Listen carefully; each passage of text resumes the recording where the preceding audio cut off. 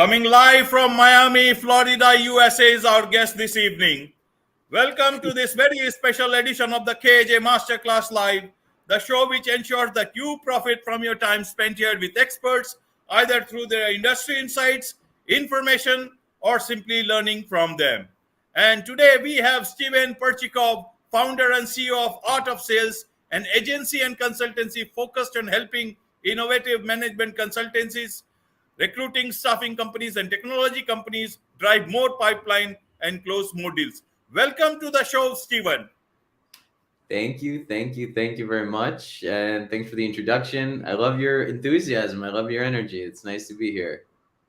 Thank you. And I love the value that you are about to bring to the audience. And for a focus, as I said earlier on, we'll be talking about how to make sure that you reach the right inboxes in these times of spams and without you spamming.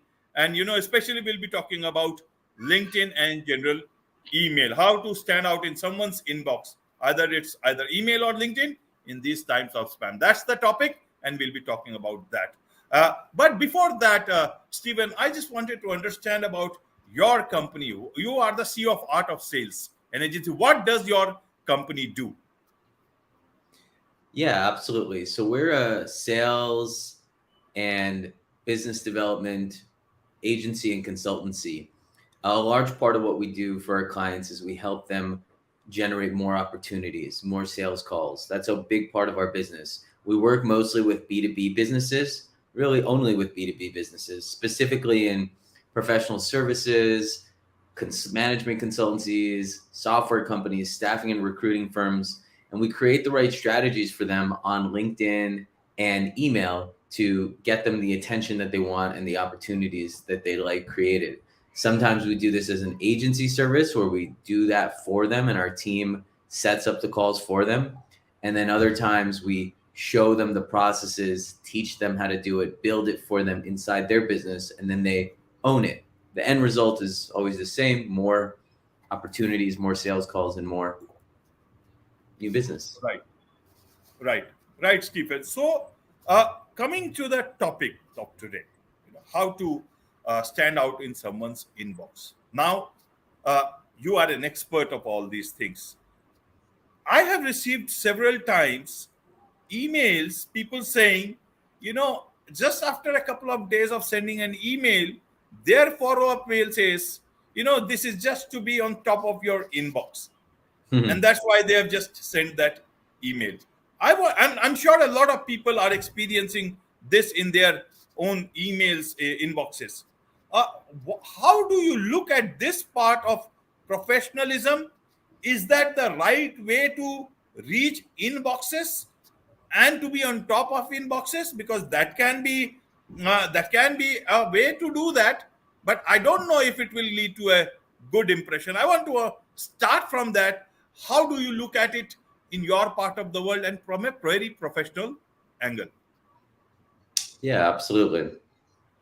So part of anything is the touch points, right? In some sense, there is an element of this that is a numbers game, right? You touch people enough times with the right message, you get a response. So yes, persistence helps, but there's also a fine line between persistence and quality, right? There's this fine line where being persistent is easier than it ever has been because there's tools to make you persistent. There's templates you can just steal offline and just put them in a tool and click go, and then it automates persistency. So that's not enough anymore. What you need now is also the ability to stand above the noise. So I call this scalable personalization. It's this idea where you're able to scale intimacy. How are you able to send a message out to a few hundred people and each one of them feeling that that message was written just for them? That is how you do this. So I can go into that a little bit if you like how to actually execute yes, that. please. Yeah. Yes, please. Yeah. Okay. So the way to actually do that is to leverage these tools, these automation tools, intelligently by doing your research first and thinking strategically first. So I'll give you an example. I actually worked not too long ago with an Indian Fintech software company. They are in the space of helping financial institutions better optimize their processes, their documents, things like this. And their tool actually had a number of different functionalities, 30 different functionalities, all complicated, helping banks and all this kind of stuff. And so we found out, we looked deeply at what the tool does, and we found one thing specifically that it did better than others is that it helped banks transition from SOFR to LIBOR, which is a big document. There's a lot of documents being transitioned, a lot of like regulations that were being transitioned within the banks. And why did we choose that? We chose that because this transition within banks had to happen within the next year. So there was urgency there. Then we also saw that pulling names on LinkedIn, we saw that there was a lot of professionals who were LIBOR specialists. They were huge departments dedicated to this transition from SOFR to LIBOR. Why was this important? Well, it was important because there's urgency, and because we saw that it was relatively easy to create this very targeted list of exact decision makers who had urgency. And so when you take a list like that and you put it into a clever automation sequence, you find 1,000 people around all the banks, and then you're able to send a 4 or 5 message sequence that sounds personalized, like, "Hi, Frank, great to connect and see your LIBOR experience at Bank of America. I'm in a similar space too. I help LIBOR professionals transition." Well, these people are not getting messages like this very often. Nobody is targeting LIBOR professionals. Right. Nobody is mentioning this to them in this way. So there's almost always an angle that you can think of. Another example, we recently worked with a recruiting company. She focuses on helping startups find placements. Well, if you just target startups and tell them you're a recruiter, it's not going to work. What we did was we looked deeper. What's her specialty? Well, one of her specialties is that she worked very closely with accelerators in the past. So we made a list of accelerators. Another thing is she's based in the Netherlands. So we focused on, and she's helped companies expand from the United States to Europe before. So we used that as a message, and we looked for companies that recently raised. The other thing is, because she's in the Netherlands, she speaks Dutch. So we made a whole list in the Netherlands of Dutch speakers so that we can send them messages in Dutch, which is, again, something that not a lot of people are doing. So these little tricks, when you can think of it, you can start to use automation intelligently and stand out above the noise. And that's where the magic is, essentially. Right. Shiva. Now, a lot of this messaging, your inboxes, when we mean inboxes, then we mean email inboxes, as well as a lot of messaging is happening on LinkedIn. That's also that particular part of inbox. On email, you can send emails, and somebody, if they don't like it, either they can put it in the spam or junk, or they can block you. But there you can still do the automation part. On LinkedIn, if you do it, there are options, but how does automation work there on LinkedIn? How do you send those personalized emails, say 10 emails at the same time, 20 emails at the same time? How do you do that and still personalize it? Can you automate it? And if you are doing too much of automation on LinkedIn, will the LinkedIn system catch it, look at it negatively? How does it work there especially for businesses, small businesses, if you look at it? Yeah, you can automate it. There are tools that let you automate it. There are some tools that are better than others. One tool that we recommend is always a tool called Ulink. That's our favorite tool. That's what we use for all of our clients. It does a lot of the connections, the messages, the outreach, all that fun stuff. So highly, highly recommend this tool. And what you'll be able to do is you'll be able to take a link from LinkedIn of an audience. Like, let's say these LIBOR professionals. You take this audience, you plug it into the tool. The tool will then scrape all of those contacts, and then it will connect with them 50 to 100 at a time and send them these messages that you wrote. So the tool just amplifies your efforts. You can use it intelligently and wisely, or you can use it like a spammer. And if you use it like a spammer, you'll get results like a spammer. But if you use it intelligently and wisely, you'll get results like an intelligent business owner. That's just how it's going to work. Right. let's make it go to a bit of basics in terms of this inboxes and messaging strategy. A lot of people start their relationship online, business relationships, I mean here. Now, what is the right way to connect on LinkedIn, their inboxes? How do you plan your messaging there? What is the type of message that works? How should somebody use that part, the inbox part, whether, and specifically, as I said, email, normal email inboxes, as well as LinkedIn messaging? How Okay. do you do that? Is it going to be too long messages, very small? How does it work? How does one start on the best foot, take the best foot forward? Yeah, so I'm a big fan. So it starts in the beginning of what I described, which is thinking of the strategy and the audiences and all that stuff. Then the messaging part is actually pretty easy. If you can think of the strategy, the messaging part is actually pretty easy. And the best messages are short messages. They're going to be 5, 6 sentences at the most, at the most. So you don't want to do long messages ever. You want to keep them short and you want to keep them relevant. I'll give you an example. Another recruited client, we found out that he helped grow a travel company. He helped them place 15 hires or something like this. So we made a list of all the heads of talent at these major travel companies, and we sent them a message. And the first message said something like, "Hi, Frank, great to see you. Great to see your experience in talent and the hospitality industry. I'm in a similar space too, which is part of why I'm reaching out. I wanted to connect because we recently helped a hotel and travel group hire 15 candidates, and through that process, we built a database of hospitality professionals, senior level hospitality professionals that are looking for work and are looking for the right opportunity.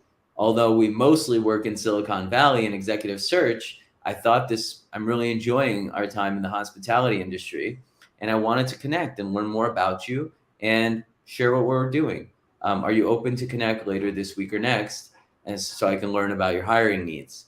So that kind of message is hyper relevant. It's short. It's 5 sentences. It's friendly. It has a pitch in it. It has a pitch, but the pitch is super relevant. It's not saying you want 10 leads a month, you want 10 sales a month. It's just like kind of just saying you're dropping seeds to kind of spark their interest, to make them feel like there's something here, and you have them pick it up without forcing it down their throat. And then you have 3 or 4 messages that are similar to that.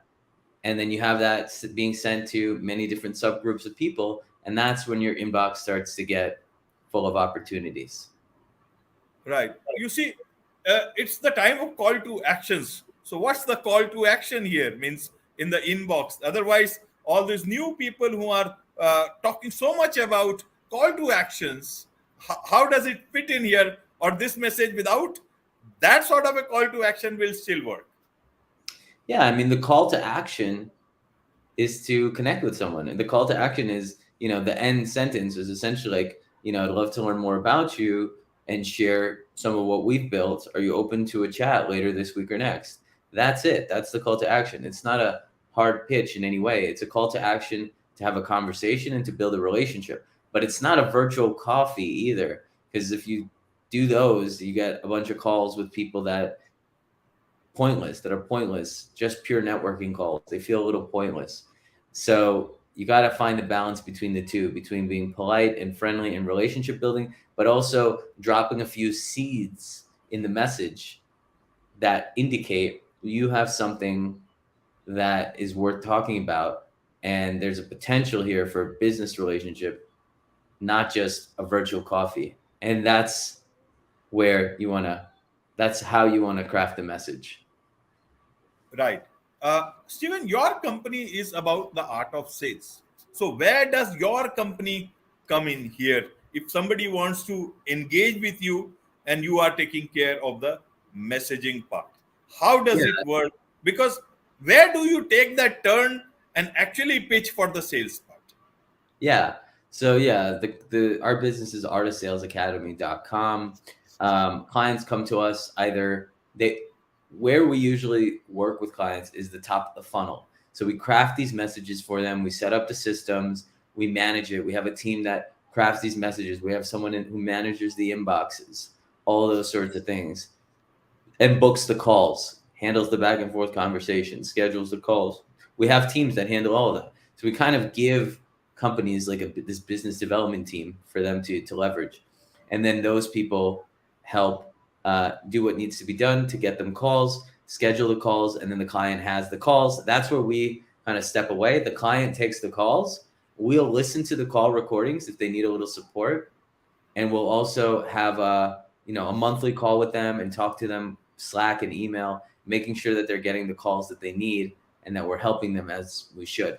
So that's where we usually play, in the top of the funnel, sort of like your outsourced business development team, sales development team. We get them interested. We book the calls. You and your team handle the sales calls. We get the opportunity set up. And then, of course, also we, for some clients, they don't want us to handle it. They want to own this process. So we'll set up the software for them, write the messages, teach them how to use it, show them that it's working, get them the calls, and then we hand them the keys. Right. And now a lot of you see, Steven, is the artificial intelligence stuff in writing. A lot of people are taking help of artificial intelligence softwares, all those tools that have come free, and people are also going pro. What is your suggestion, your experience? How much do you use yourself in terms of writing messages to your business contacts, or to create that relationship? That's, as I said, relationship on the right foot. You want to take that thing at the beginning. You start on the best note possible. How do you see that? Is it working? Does it work? Or is it like it won't bring that thing that individual writing will bring? Yeah. I mean, if you know them already outside of the internet, then generally you should just write them like you would a friend. You don't send AI automations to your friends, right? You just write them a message like you would normally. This strategy that I'm describing is more for cold outreach or for activating a list of people maybe you haven't spoken to a long time, but you kind of know them, but not really. I don't really believe too much in sending a lot of super handwritten personalized messages. I do think it works, but I think it's very hard to do it consistently. I think we have these technologies, so we should use them, but use them intelligently. Right. So for general public who want to, consultants, freelancers who are talking to their potential clients all the time, small businesses, not everybody can afford automation, maybe. Then how do they, and even for big businesses who have budgets for these things, who can engage agencies like yours, what do you suggest in terms of the do's and don'ts of messaging, especially to potential clients? How does it work, or to take that first step or the next step forward towards sales? Yeah, I think I laid out a lot of the strategies in terms of the do's and don'ts. Definitely don't write long messages. Don't pitch too hard. Don't pitch hard at all. Just build a relationship, get some interest, share something to get their interest.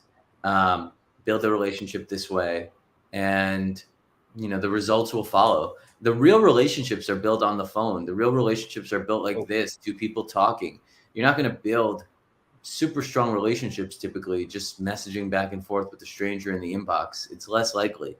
B2B business relationships are mostly built through people getting to know each other, and the point of using these automations is to fast forward the point where you get them interested enough to get on a call to actually build the relationship. That's where the relationship is built, on phone calls like this, not on being in somebody's inbox for too long. Right. You people have this scalable personalization approach. What's that? Can you share that, please?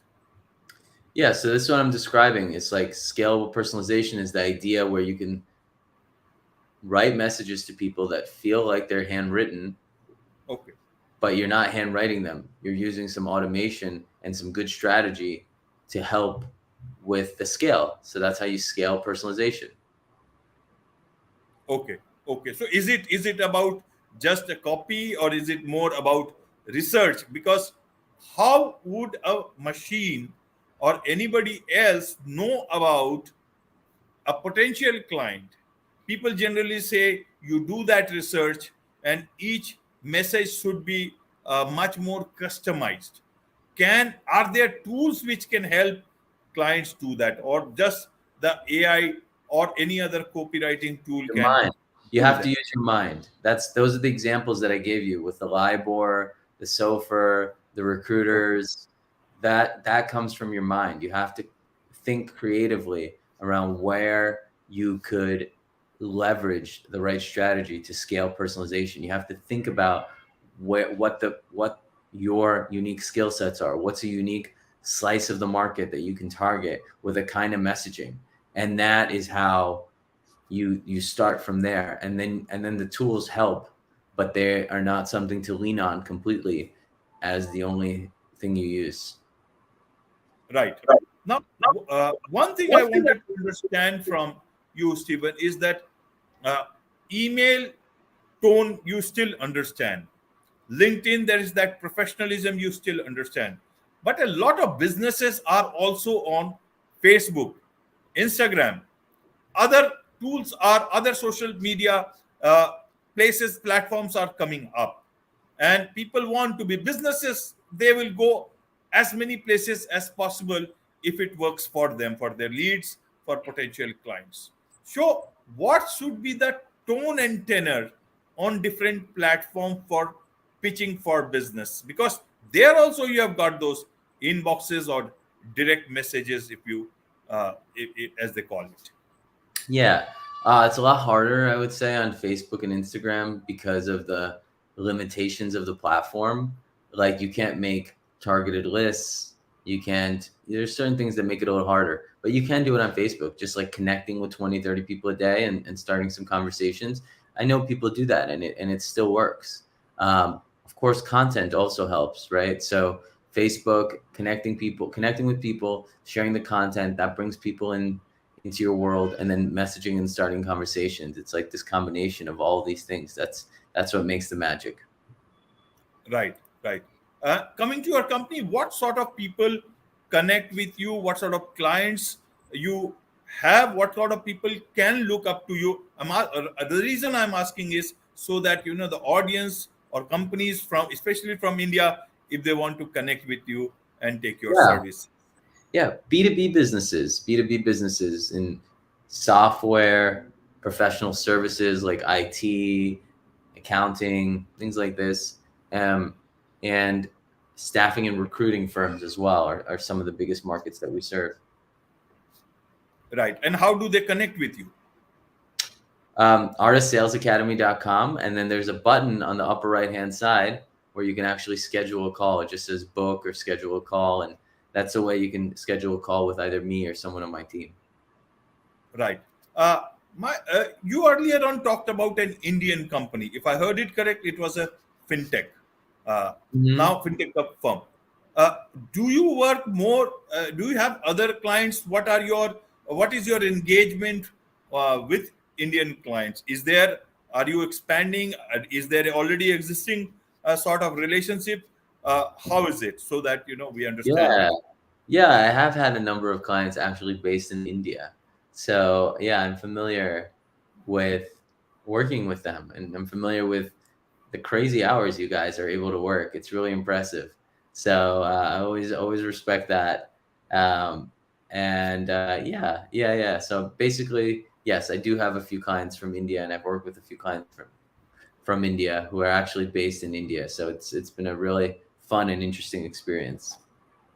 Right, right. Great to know this particular aspect of your business, that you have a strong relationship with, do a lot of business with Indian clients. And I hope this particular conversation leads to more sort of a opening of that window for you for more engagement from clients from India.